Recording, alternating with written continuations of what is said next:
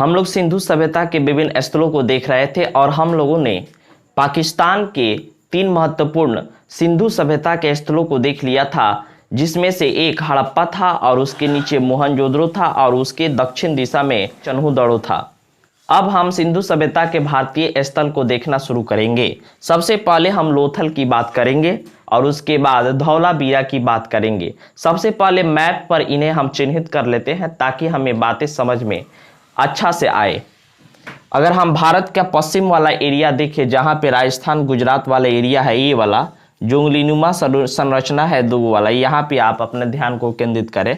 Map पर यहाँ पे देखने की कोशिश करें। यहाँ पे ये वाला एरिया है, निचला एरिया ये इसके नीचे खंबात की खाड़ी है, ये जो है खंबात की खाड़ी है। और यहाँ पे जो है ये लोथल है, यहाँ पर लोथल का लोकेशन है। और इसके ठीक ऊपर वाला जो दूसरा उंगलीनुमा संरचना है, यहाँ पे धौलावीरा है, ये धौलावीरा का लोकेशन है। अब हम लोग लोथल को देखना शुरू करते हैं। हम लोगों ने देखा कि लोथल जो है वो अरब सागर में खंबात की खाड़ी के नज़दीक गुजरात वाले एरिया में भोगवा नदी के किनारे लोथल बसा हुआ है। इसकी खुदाई की बात की जाए तो इसकी खुदाई एस.आर. राव ने की थी। इसकी खुदाई एस.आर. राव ने की थी।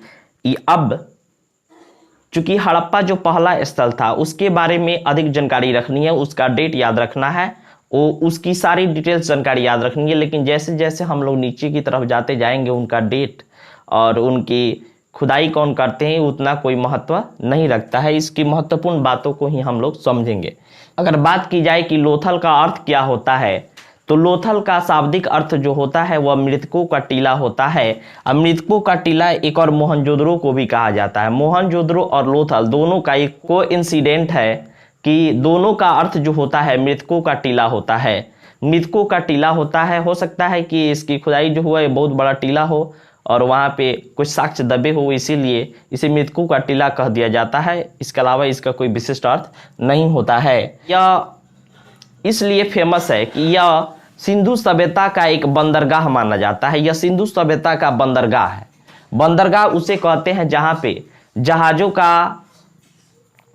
जहाँ पे व्यापारिक जहाजों अपना लंगर डालती है और वहाँ से दूसरे स्थानों के लिए प्रस्थान करती है, तो यह बंदरगाह है। तो बंदरगाह के संदर्भ में हम इसको जानने का प्रयास करेंगे।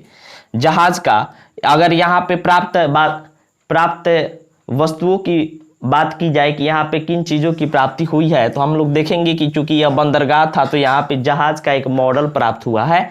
और उसके बाद यहाँ पे गोदीबाड़ा मिला है जो पक्की ईंटों का बना हुआ है। गोदीबाड़ा क्या होता है, जो समुद्र से सटा हुआ भाग होता है और उसका स्थल से समुद्र का एक संकरा भाग, मान लीजिए एक आयत के आकार का है और समुद्र से अलग है और उसके चारों ओर भारतीय भूमि है और बीच में छोटा सा रास्ता है ताकि समुद्र से नाव जो है वो प्रवेश कर जाए इस आयताकार छोटे क्षेत्र में और वहाँ से स्थल पर सामानों का आदान प्रदान हो सके। तो इस क्षेत्र को हम लोग गोदीबाड़ा कहते हैं। तो यहाँ पे गुजरात का लोथल वाला एरिया जो है वो बेसिकली बंदरगाह है। तो बंदरगाह है तो यहाँ से जहाज का मॉडल प्राप्त होगा। जहाजों को रुकने का जो क्षेत्र होता है वो गोदीबाड़ा होता है। तो इसके बाद हम लोग देखेंगे कि यहाँ पे मनका बनाने का कारखाना भी प्राप्त होता है। मैं आपको बता दूं कि मनका बनाने का कारखाना चन्हुदड़ो में होता, चन्हुदड़ो में भी मिला हुआ है। और चन्हुदड़ो जो है वो एक खास इंडस्ट्रियल वर्क के लिए फेमस है, वहाँ पर भी बनता था और यहाँ पर भी प्राप्त होता है। यहाँ पर भी मनके बनाने का कारखाना प्राप्त होता है। एक और इंटरेस्टिंग बात को देखते हैं कि लोथल में चावल का साक्ष्य प्राप्त होता है। जनरली हम ये जानते हैं कि सिंधु सभ्यता में गेहूं का ज़्यादा उपयोग होता है, लेकिन लोथल से चावल का साक्ष्य प्राप्त हुआ है। और इसके साथ ही रंगपुर से भी चावल का साक्ष्य प्राप्त हुआ है।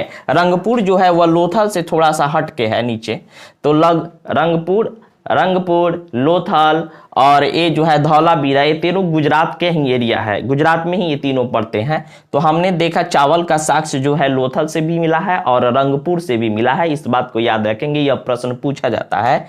और भी चीज मिले हैं यहाँ से, जैसे यहाँ पे दोहरा दफन का साक्ष्य यहाँ पे प्राप्त होता है। यहाँ से घोड़े की मूर्ति भी प्राप्त हुई है।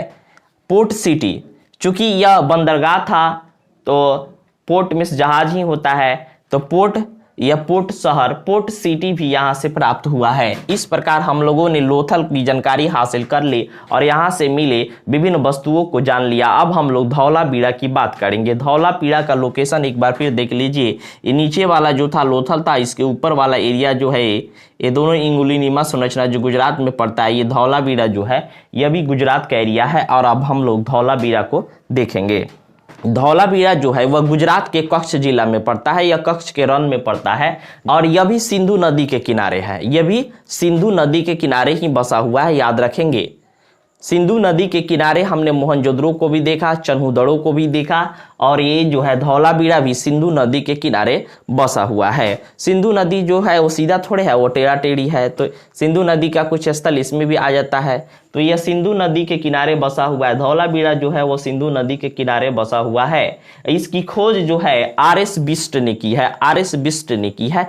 अगर आपको आप कहेंगे कि सर इसका कोई ट्रिक बता दीजिए कि कैसे याद करेंगे इनका खोजकर्ता को, तो हम आपको बता देते हैं कि धौलावीरा जो है उसमें वीर की अनुभूति होती है, माने बलवान की अनुभूति होती है। तो वीर को कोई बलवान हिरिष्ट पुरुष आदमी ही पूछ सकता है। तो बिष्ट माने बलवान। तो धौलावीरा की खोज किसने की है? तो आर.एस. बिष्ट ने की है। इस प्रकार आप इसको याद कर सकते हैं।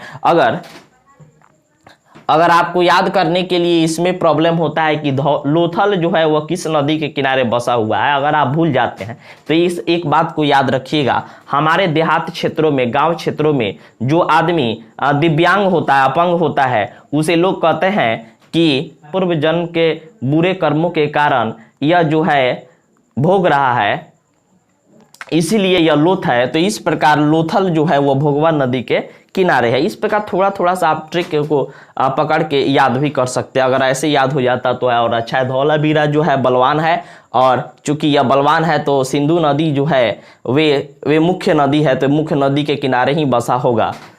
तो इस प्रकार इसे भी हम लोग याद कर सकते हैं। और आर.एस. बिष्ट मैंने बताया कि वीर बिष्ट बलवान है दोनों, तो यहाँ से इस प्रकार हम लोग रिलेशन स्थापित करके याद कर लेंगे। अब एक और चीज हम देखेंगे कि धौलावीरा जो है वह 3 भागों में विभक्त है। जनरली क्या होता है, सिंधु सभ्यता के 2 भाग मिलते हैं, एक ऊपरी नगर, एक निचला नगर। दुर्ग जो होता है वह ऊपरी नगर होता है, जहाँ पे शासक वर्ग रहते हैं और निचले नगर में नागरिक रहते हैं। लेकिन यहाँ पे नगर के 3 भाग मिलते हैं, निचला, मध्य और ऊपरी।